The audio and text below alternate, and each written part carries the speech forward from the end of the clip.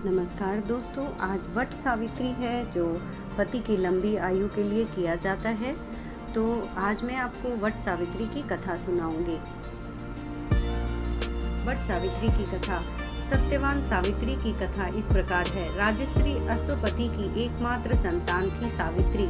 सावित्री ने बनवासी राजा ध्रुमसेन के पुत्र सत्यवान से विवाह किया था, लेकिन जब नारद जी ने उन्हें बताया कि सत्यवान की आयु आधी है, तो भी सावित्री ने अपना फैसला नहीं बदला और सत्यवान से सब कुछ जानबूझकर शादी कर ली। सावित्री सभी राजमहल के सुख और राज वैभव त्याग कर सत्यवान के साथ उसके परिवार की सेवा करते हुए वन में रहने लगी। जिस दिन सत्यवान के महाप्रयाण का दिन था, उस दिन वह लकड़ियां काटने जंगल गए हुए थे। अचानक बेहोश होकर गिर पड़े।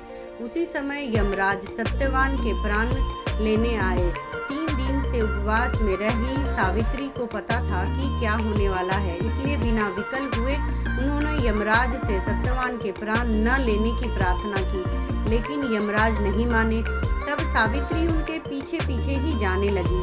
कई बार मना करने पर भी वह नहीं मानी तो सावित्री के साहस और त्याग से यमराज प्रसन्न हुए और कोई दिन वरदान मांगने को कहा। सावित्री ने सत्यवान की दृष्टिहीन माता पिता के नेत्रों की ज्योति मांगी, उनका छिना हुआ राज्य मांगा और अपने लिए 100 पुत्रों का वरदान मांगा। तथास्तु कहने के बाद यमराज समझ गए कि सावित्री के पति को साथ ले जाना है अब संभव नहीं है, इसलिए उन्होंने सावित्री को अखंड सौभाग्य का आशीर्वाद दिया और सत्यवान को छोड़कर वहां से अंतर्ध्यान हो गए। उस समय सावित्री अपने पति को लेकर वट वृक्ष के नीचे ही बैठी थी, इसलिए इस दिन महिलाएं अपने परिवार और जीवन साथी की दीर्घायु की कामना करते हुए वट वृक्ष को भोग अर्पण करती हैं और उस पर धागा लेकर लपेट कर पूजा करती हैं।